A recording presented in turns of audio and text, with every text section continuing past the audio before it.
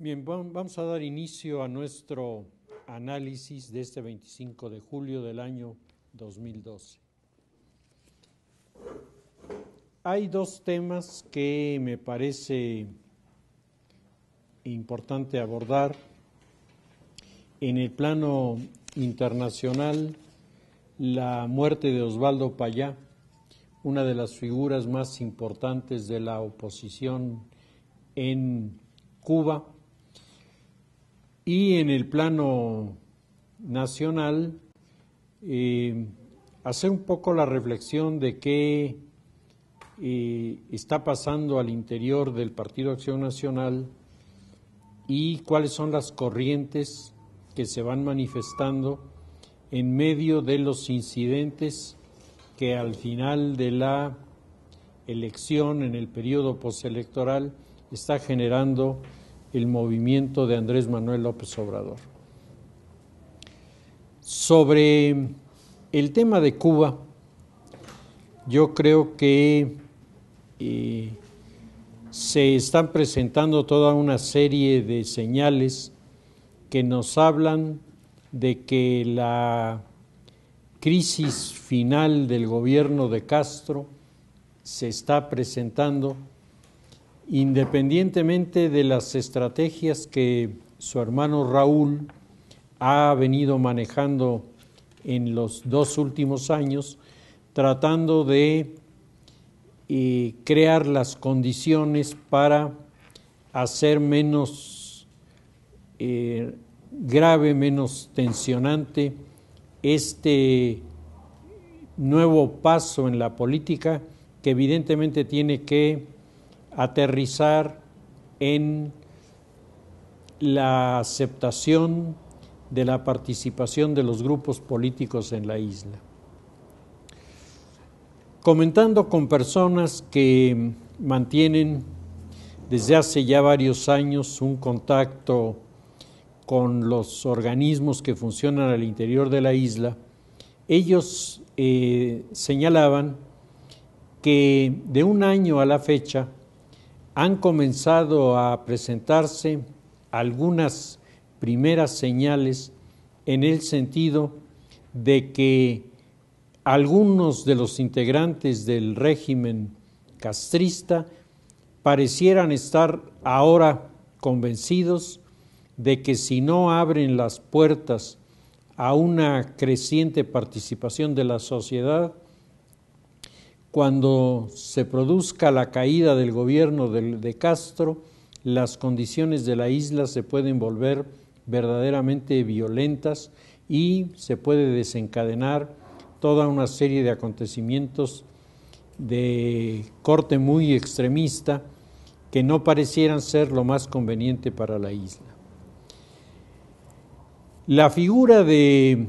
Raúl Castro sigue siendo una figura enigmática. Es una figura que tiene un discurso que parece ir en una apertura y tiene, sin embargo, decisiones de gobierno que apuntan en un sentido contrario. Los analistas que abordan el tema tienen unos la hipótesis de que en realidad no hay la menor intención de hacer un cambio, que se trata de aparentar que se hacen las cosas, pero en el fondo se ponen todos los medios para conservar al viejo sistema, al viejo régimen. Y la otra hipótesis es que Raúl quiere, pero Fidel no le permite. Y que esto explica por qué comienzan a encarrerarse ciertos proyectos y de la noche a la mañana simplemente son descarrilados. El poder político en la isla de Cuba tiene características muy peculiares. El poder político de la isla de Cuba está soportado sobre un tripié, y el tripié es, por un lado, las Fuerzas Armadas, por otro lado, el MININT, el Ministerio del Interior, que algunos dicen es el verdadero gobernante de la isla, y por otro lado, el partido. Y en estos momentos, a decir de los analistas que más conocen del tema, tanto el MININT como las Fuerzas Armadas tendrían una actitud más proclive a un cambio de estrategia del gobierno, a una apertura que comenzara a ser creciente, y son los integrantes del partido los que están en absoluto desacuerdo. El cuerpo colegiado que maneja la isla, que es un remedo de un parlamento en donde están representadas estas tres fuerzas, tiene la mayoría de los representantes del partido. Es decir, el partido siempre gana en cualquier caso las discusiones, porque los representantes del MININT y los representantes de las Fuerzas Armadas son menos que los representantes del partido, y esto les permite entonces tener una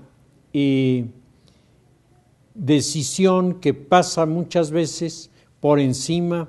de acuerdos que entre los otros dos grupos han tenido y que buscarían una transformación de la realidad cubana. Las personas, los organismos con los que yo mantengo relación me hacían notar que hay en relación a estas contradicciones ejemplos muy claros. Uno es la llegada a la isla de Cuba de un barco que por primera vez en 50 años con bandera norteamericana entra en la bahía de la isla, en la bahía de La Habana, y asume que se va a romper el bloqueo que durante todos estos años se ha mantenido. El Ana Cecilia, que es el barco que llegó a la isla cargado de mercancías que se van a vender en la isla, y también con toda una dotación de medicinas, etcétera. Es un hito histórico porque hace 50 años que esto no ocurría. Desde el famoso bloqueo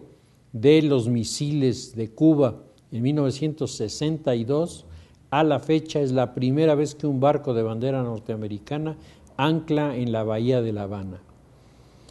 Y al mismo tiempo que ocurría esto, se iniciaba una feroz persecución en la isla en contra de varios de los dirigentes de la oposición, particularmente en contra de Virgilio Piñera, que es uno de los voceros importantes de la oposición y un hombre con unas relaciones muy cercanas con los grupos de exiliados cubanos en Miami, que ahí se está haciendo una pinza muy interesante porque por un lado se están pidiendo espacios en la isla y por otro lado se va unificando cada vez más el sentido de la solución de la realidad de Cuba por una vía no violenta, encabezado por sectores de Miami que han venido tomando ventaja frente a los grupos muy extremistas y radicales de los exiliados, encabezados por el organismo que se denomina Alfa 66, que es tal vez el núcleo que representa con mayor claridad en Miami la línea de los que quieren regresar metralleta en mano para tomar revancha frente a los seguidores del castrismo. En medio de estas fuerzas que se mueven, una en Miami y otra que se mueve en la isla de Cuba, la Iglesia Católica ha jugado un papel muy peculiar. Hace algunos años, posiblemente algunos de ustedes lo recuerden, la universidad le dio el doctorado honoris causa al cardenal Ortega y Alaminos, que es el cardenal de Cuba. Y él, como tesis doctoral, presentó un informe interesantísimo. Yo lo conservo como uno de los documentos más interesantes que conozco, en los que se plantea cómo el catolicismo sofocado y reprimido por parte del comunismo fue capaz de encontrar caminos de supervivencia cuando todo parecía indicar que serían desaparecidos y desintegrados. Sin embargo, platicando con el arzobispo de La Habana, que acompañó al cardenal cuando él vino a recibir el doctorado a la universidad, platicando con el arzobispo, él nos decía que la revolución cubana y la revolución china son dos de las revoluciones más exitosas en su lucha contra el cristianismo, porque tanto los chinos como los cubanos lograron disminuir de manera considerable la presencia del cristianismo en su entorno social. Cuando en China se establece el régimen de Mao Zedong, había aproximadamente 1,5 millones, tal vez un poco más, de católicos. Y si lo sumamos a los protestantes, había 2,5 millones de personas creyentes en el cristianismo en China. En la actualidad quedan algunos centenares, no se sabe, porque la persecución es terrible y además la Iglesia Católica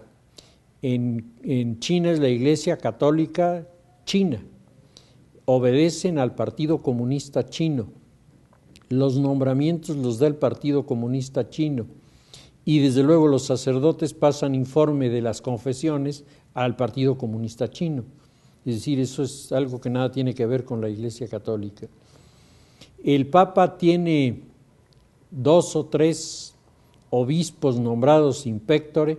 es decir, que no da a conocer sus nombres para que no los persigan. Hay una comunidad que sigue fiel a Roma, que es pequeñita, pero el resto se desapareció. Y de los protestantes no se diga. Los protestantes que no tienen esta estructura no tuvieron cómo defender a sus seguidores y entonces están prácticamente desmantelados. Y el siguiente país en relación al éxito de la persecución contra el cristianismo es Cuba. Y no deja de ser curioso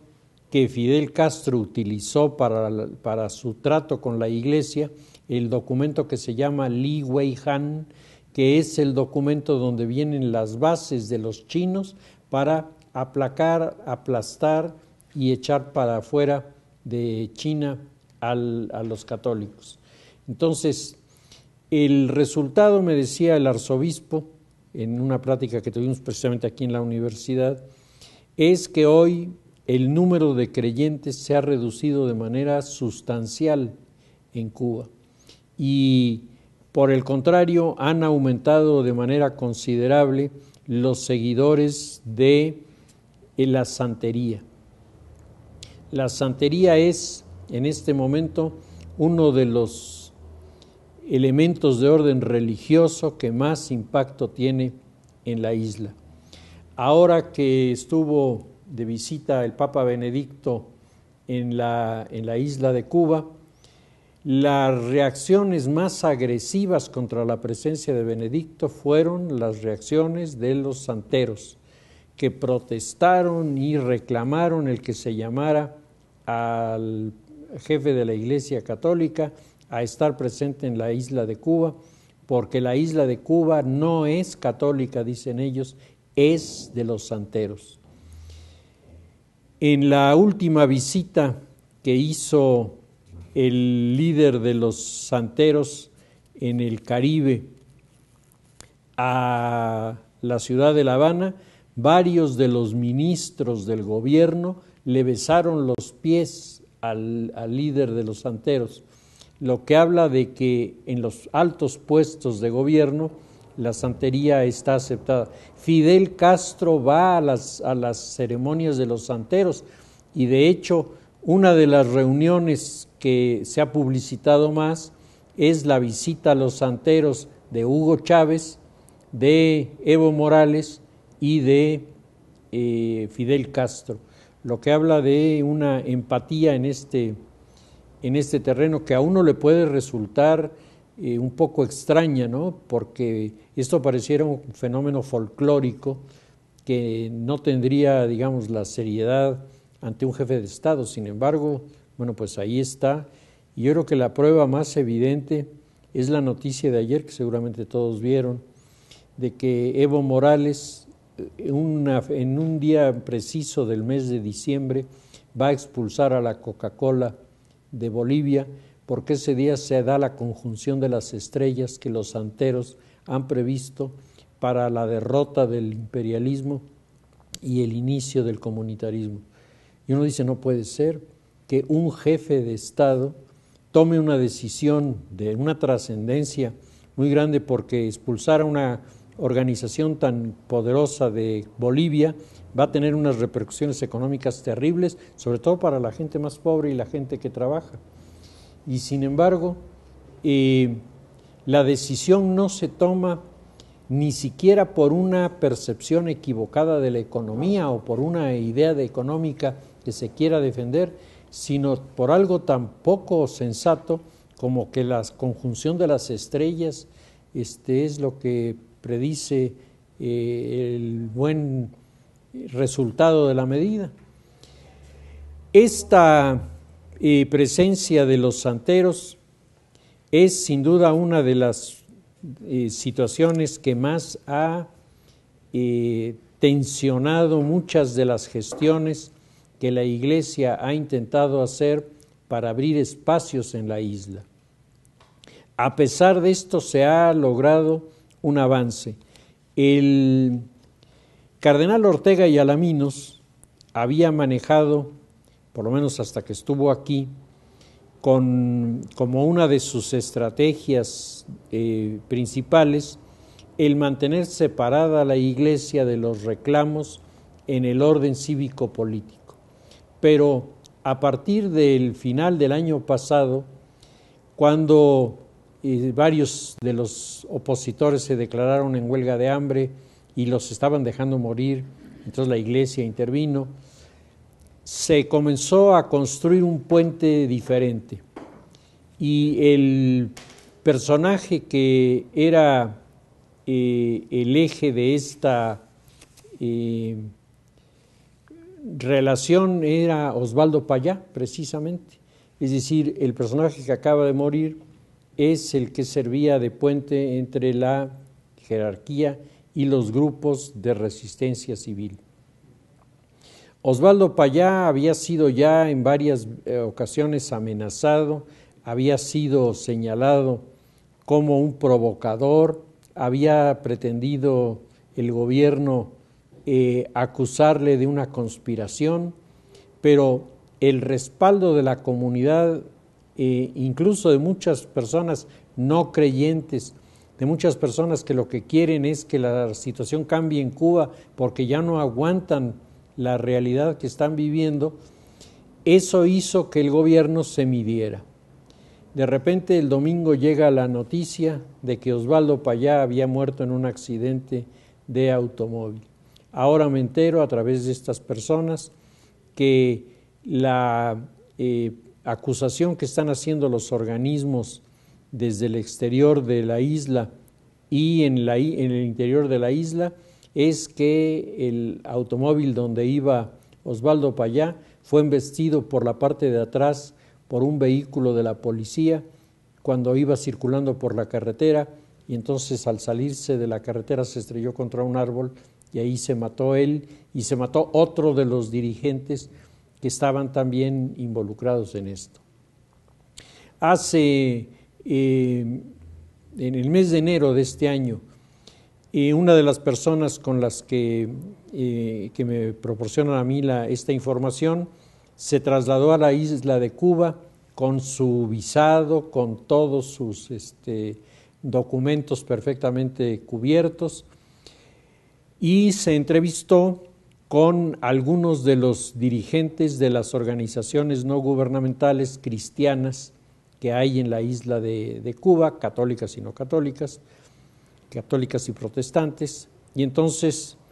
les ofreció darles un curso de liderazgo social. Entonces el arzobispo de La Habana les consiguió un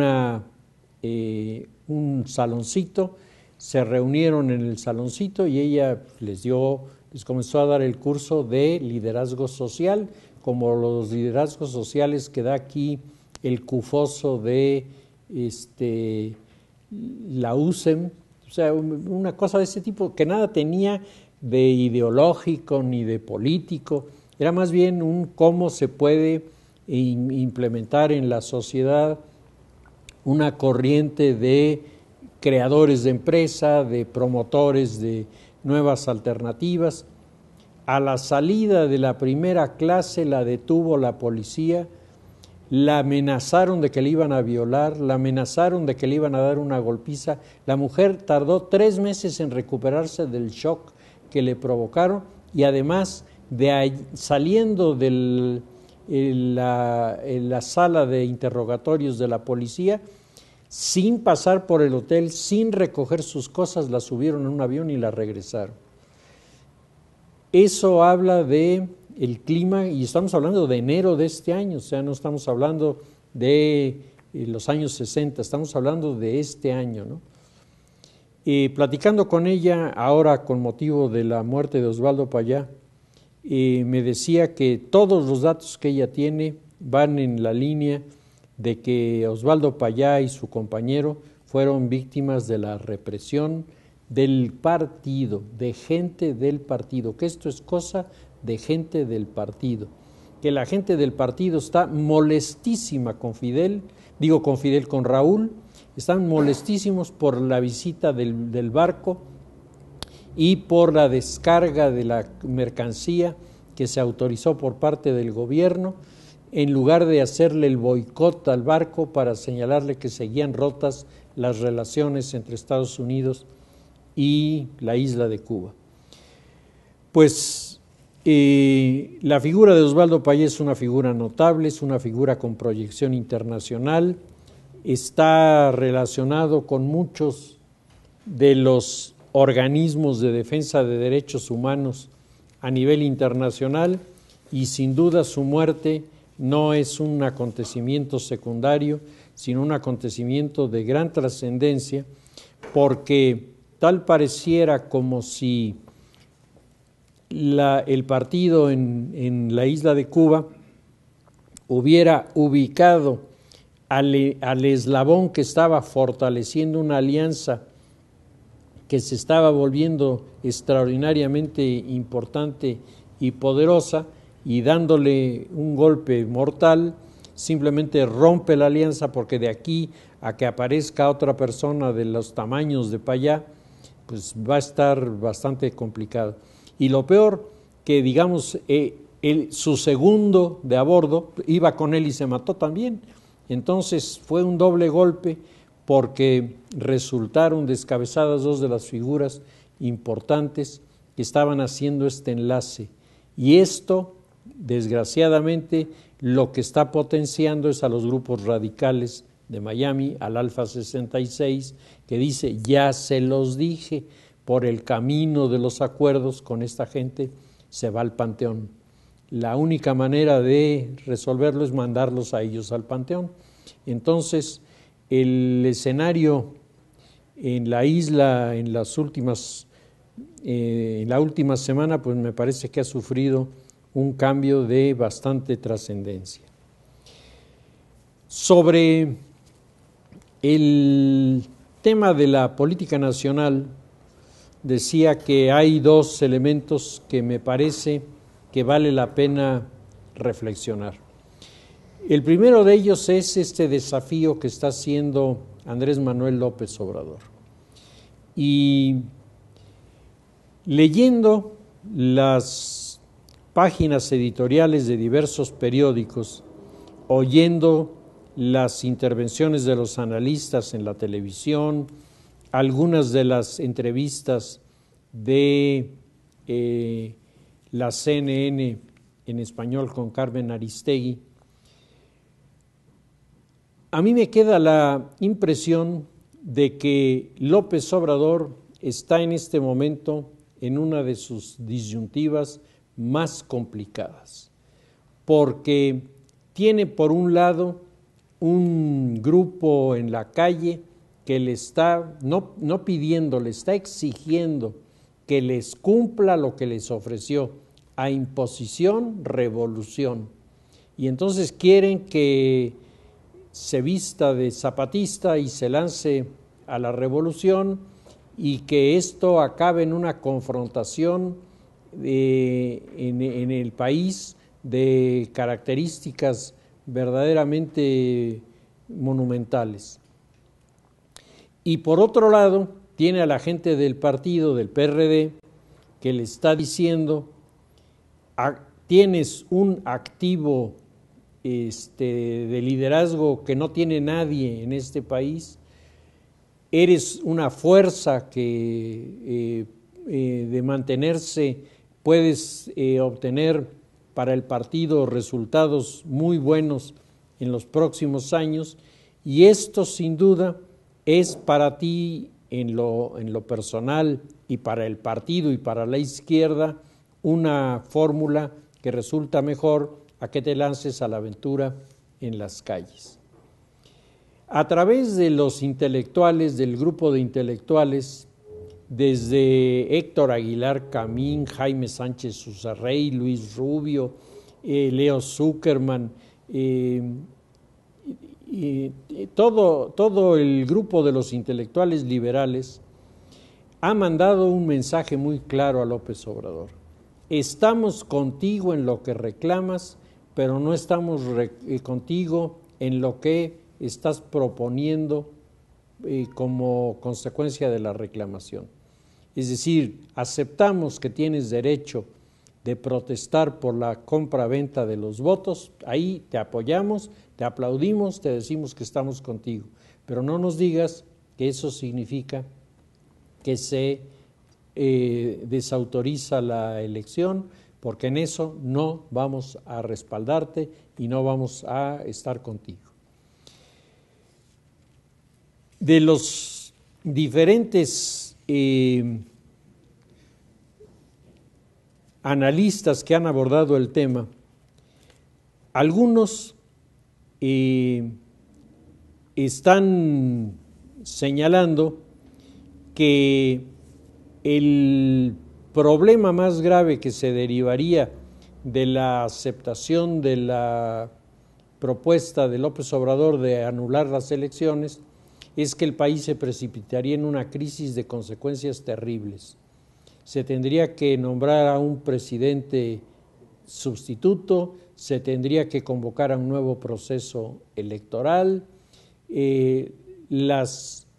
reformas que el país está necesitando en este momento quedarían aplazadas cuando menos por 2 años, las consecuencias serían terribles para nuestro país, se perdería la confianza en las instituciones de los inversionistas, es decir, se va sacando toda una serie de consecuencias en cascada cuyos resultados a quien más dañarían sería en general al país, pero de manera muy especial a la gente más pobre, porque serían los más afectados por las medidas que se pudieran asumir en este sentido. Otros analistas, particularmente Federico Reyes Heroles, hace una reflexión interesante sobre la confianza que la sociedad le tiene a las instituciones y cómo el plantear las medidas extremas que está proponiendo López Obrador tienden a resquebrajar la confianza que apenas se va creando respecto de las instituciones Y eso, en lugar de ayudar a la democracia, va a demorar la maduración de nuestra democracia. Y Enrique Krause, en un muy interesante artículo que publica sobre la concordia, en donde hace alusión a la reflexión que sobre la concordia propone Ortega y Gasset, y no deja de ser curioso que su referencia sea Ortega y Gasset en su libro, en su ensayo sobre la República de Roma. Ortega y Gasset dice que uno de los factores clave para el desarrollo de un país es la concordia. Y la concordia significa no solo el acuerdo entre los que están participando en la política, sino significa sobre todo el reconocimiento de quién manda en el país. Cuando los grupos políticos de diferentes corrientes y de diferente enfoque en sus pensamientos en un proceso electoral designan a un triunfador, los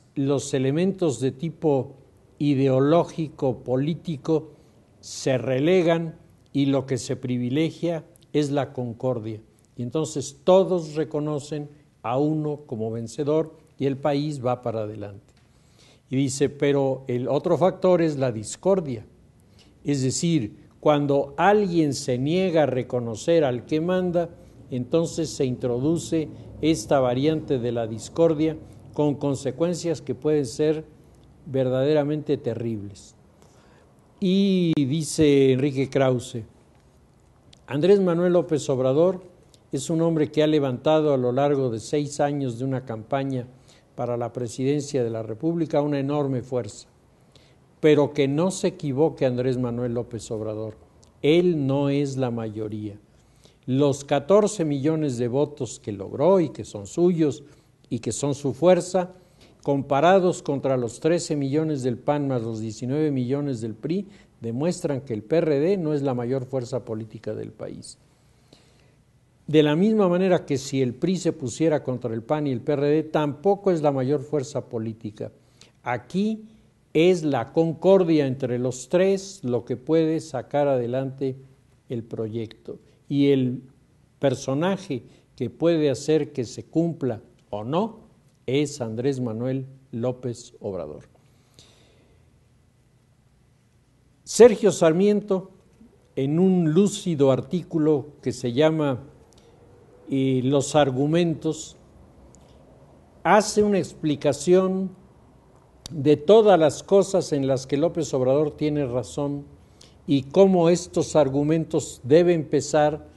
sobre todo para establecer mecanismos que de aquí en adelante hagan que esto que nos está lastimando ahora no lo vuelva a hacer,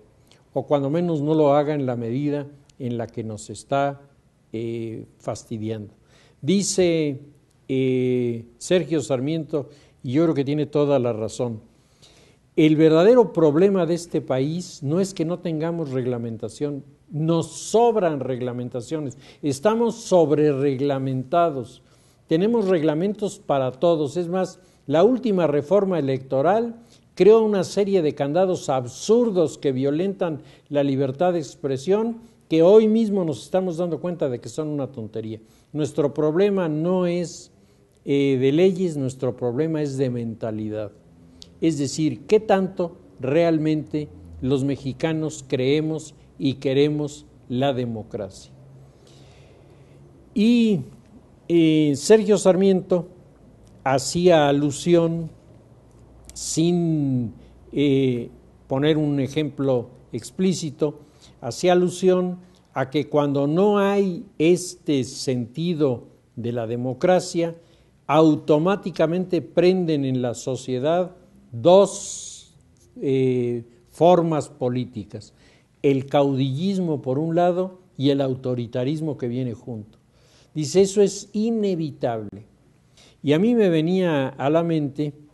leyendo a Sergio Sarmiento, la lectura de las memorias de el que fuera ministro del gobierno de Hitler, Franz von Papen, que cuando él relata cómo llega Hitler al poder, dice Franz von Papen, el gran problema de Alemania que llevó a Hitler al poder fue que la sociedad no creyó en la democracia, que la sociedad no avaló a los partidos que buscaban la democracia. La sociedad, a pesar de tener un canciller que era un hombre totalmente identificado con el pueblo y era un hombre que estaba tratando de resolver la problemática económica de la mejor manera, de acuerdo con la ley, el pueblo, en lugar de apoyar esta alternativa, el pueblo apoyó la pelea en las calles, apoyó la confrontación entre los rojos y los pardos, entre los comunistas y los nazis, que ganaron sus posiciones en el Parlamento a golpes en las calles. Y dice von Papen, en la medida en la que los partidos democráticos fueron perdiendo el apoyo del pueblo y el pueblo se fue al populismo autoritario, Hitler subió como la espuma y acabó dirigiendo el país. Y a mí me venía esto a la memoria precisamente porque tal vez una de las alternativas que la izquierda esté pensando ahora es una alternativa semejante a la de la República de Weimar. Vamos desfondando las instituciones, vamos rompiendo por abajo y vamos en las calles estableciendo los mecanismos de protesta. Y a través de los mecanismos de protesta podemos finalmente lograr resultados que pueden para nosotros ser extraordinarios. Decía una caricatura que publicó el periódico El País el fin de semana, el sábado, el personaje que hace la caricatura se firma como El Roto. La caricatura del Roto presenta a un agitador populista que tiene una sartén en la mano y alrededor están los pececitos. Y dice, tú nada más asústalos y solitos se van a la sartén. Y a mí me parece que eso es un poco lo que está haciendo el López Obrador. López Obrador está tratando de asustar, intimidar, inquietar al entorno para hacer que la gente solita se vaya a subir al carro de el rechazo de la legitimidad y al rechazar la legitimidad, evidentemente precipitar una situación en donde los únicos beneficiarios serían los seguidores de Andrés Manuel López Obrador. En las últimas manifestaciones que han tenido los diferentes grupos, sobre todo el 132, yo no sé si ustedes vieron la del fin de semana aquí en Puebla, la agresividad contra la gente que estaba viendo era verdaderamente de llamar la atención, las cosas que les gritaban, los insultos que les gritaban, y uno se pregunta si eso es a un espectador que está allí sin deberla ni temerla, porque todavía la pobre gente estaba esperando, creyendo que el camión iba a pasar, y estos fulanos lo venían insultando. ¿Qué cosa sucederá si se encuentran con un opositor, con alguien que les diga no estoy de acuerdo contigo? A mí me parece que estos termómetros sociales hablan de la radicalización que se está generando en el entorno.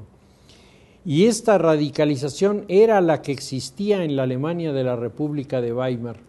Era la descalificación de las instituciones y la aventura en las calles, la confrontación en las calles como la mejor manera de resolver los problemas de el país. Estamos en la espera de lo que irá a ocurrir. En la manifestación del fin de semana se notó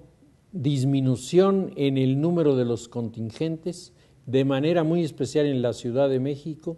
es decir, López Obrador ya no tuvo ese respaldo del 132 de una magnitud significativa,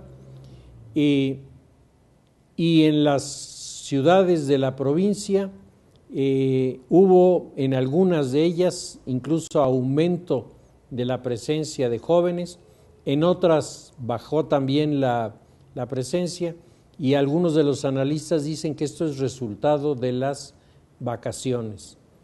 que los jóvenes que no tienen una historia de militancia permanente, llegan las vacaciones y en ese momento se desenganchan del grupo en el que están y ahí nos vemos al regreso de las vacaciones. Entonces eso pudiera ser que presentara una imagen un poco engañosa de que algo se le está retirando a López Obrador y luego de repente vuelve otra vez a sumarse y vuelve a tener fuerza. Pero por lo pronto la señal fue de que, sobre todo en la capital, el número de los asistentes disminuyó de manera considerable, pero lo que sí se notó fue la radicalización en el discurso de los participantes. Y eso es peligroso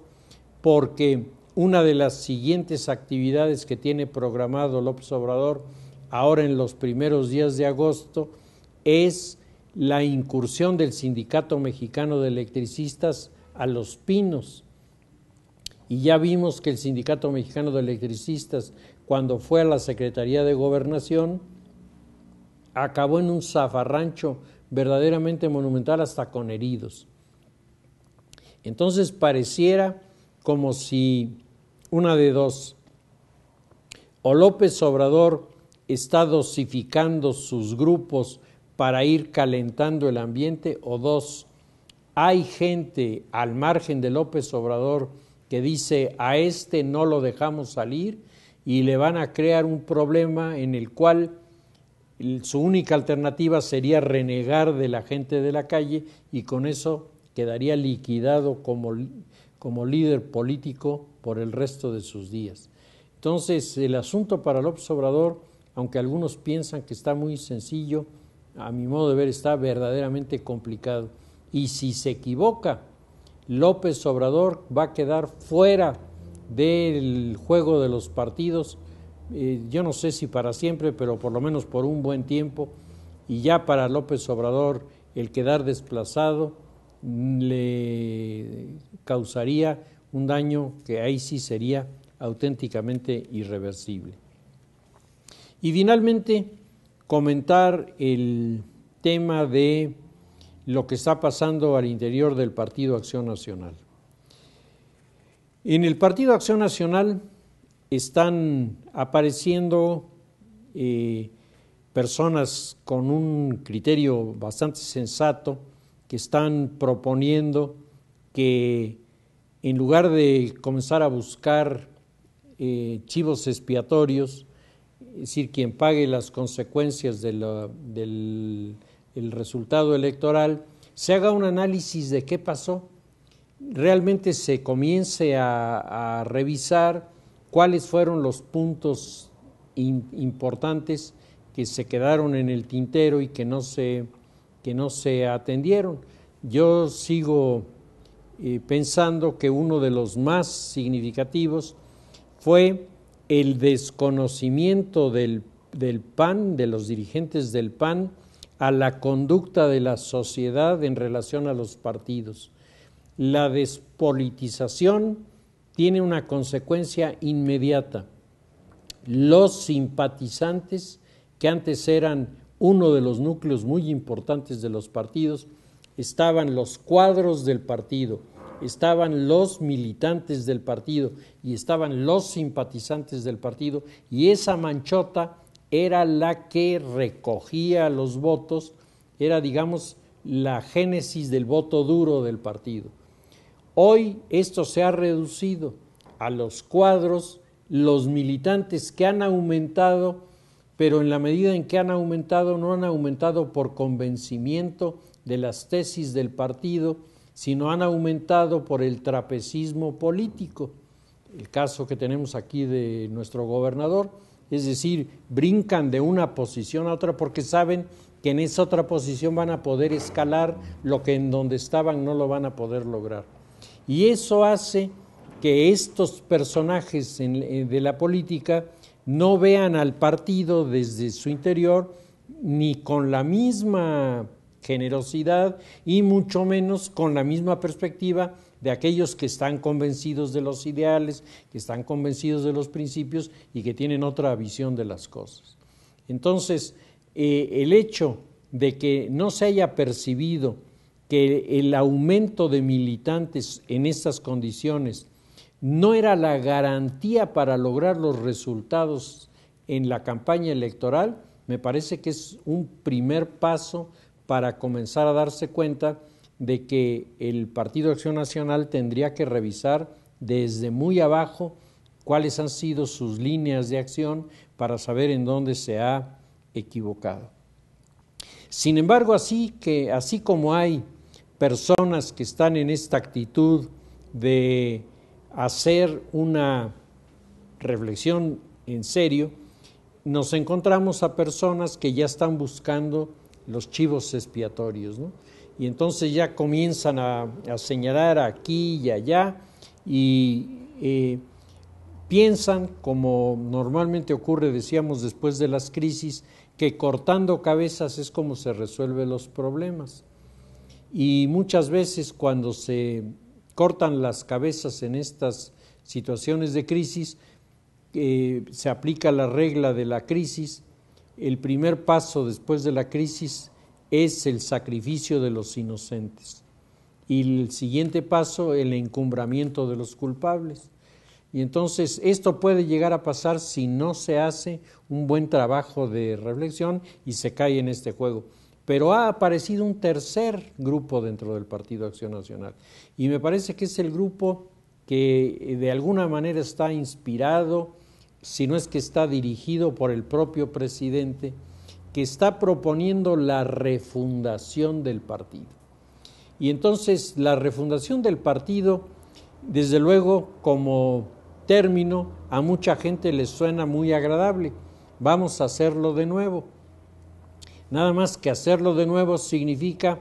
en primer lugar, renunciar a todo lo que este partido ha generado desde 1938 hasta nuestros días, que si bien es cierto tiene cosas que son criticables, cosas que tienen que ser mejoradas, cosas que incluso tienen que ser eliminadas, tiene también una gran riqueza en su experiencia y sobre todo tiene una gran riqueza en su pensamiento. A mí me parece que ha habido figuras notables dentro del Partido Acción Nacional que han dejado ahí una herencia de ideas, una herencia de principios, de valores, que si en este momento que en las crisis es esto lo que hace falta, se tomaran estos argumentos, en ese momento se le comenzaría a dar una dimensión diferente a la participación política. Para eso no hay necesidad de refundar. Sin embargo, los que están en la tesitura de la refundación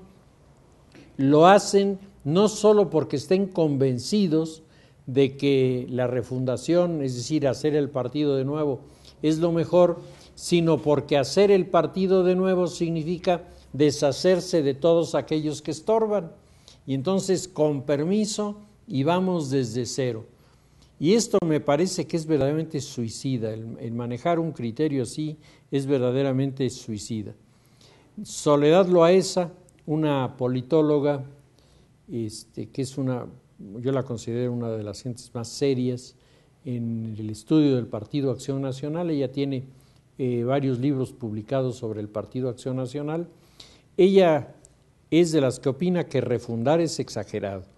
que lo que tiene que hacer el partido es realmente una reflexión sobre las cosas que han ocurrido y aprovechar lo que toda su experiencia y sobre todo todos sus valores para a partir de estos comenzar a rediseñar las categorías que deben implementarse para los militantes. Y al mismo tiempo el partido tendrá que estudiar cómo se va a proyectar sobre una sociedad en donde los simpatizantes de los partidos están prácticamente eclipsados y están siendo sustituidos por este núcleo de indecisos que acaban en las votaciones de cumplir el papel de switchers, es decir, cambian de un lado para otro porque les tocan por ahí algún resortito emocional y hasta económico, ya lo vimos, en donde la persona que no está convencida primero de la democracia y en segundo lugar no tiene convicciones de orden partidista, pues si le dan 500 pesos, vota por quien le da los 500 pesos sin el menor remordimiento, porque además, como no aman la democracia, no tienen ni la menor idea de lo que están haciendo desde el punto de vista de los atropellos, de los principios de las reglas, de equidad en la participación. El escenario para el Partido Acción Nacional es un escenario interesante, es un escenario en el que se tiene que buscar la concordia entre los grupos que funcionan al interior del partido, y yo creo que aquí había que aplicar por un lado la teoría de las élites y por otro lado la teoría de las generaciones de Ortega y Gasset, en el sentido de que lo que el partido necesita es un cambio de generaciones, es decir, introducir nuevos líderes, introducir nuevas figuras, pero al mismo tiempo, como dice Ortega y Gasset, conservar los valores y las dirigencias que con su experiencia iluminen a los jóvenes que están llegando, a los nuevos líderes que van asumiendo, y entonces en ese momento las élites militantes, que son las que dan vida a los partidos, tendrán la oportunidad primero de dialogar entre sí, en segundo lugar de crear una sinergia entre las mismas y de ahí derivar la reestructuración de un partido que pueda confrontarse con mayores ventajas ante una realidad que en este momento, los números lo dicen, le ha dado la espalda de manera verdaderamente impresionante. Entonces, pues ahí estamos en medio de esta situación de indefiniciones y nos quedaremos en espera de las últimas informaciones tanto de la resistencia de Andrés Manuel como de la reacción de los partidos frente a esta acción de despolitización que hacen algunos de los seguidores, porque no son todos, del PRD. Pues si les parece, lo dejamos ahí y continuaremos en la próxima sesión.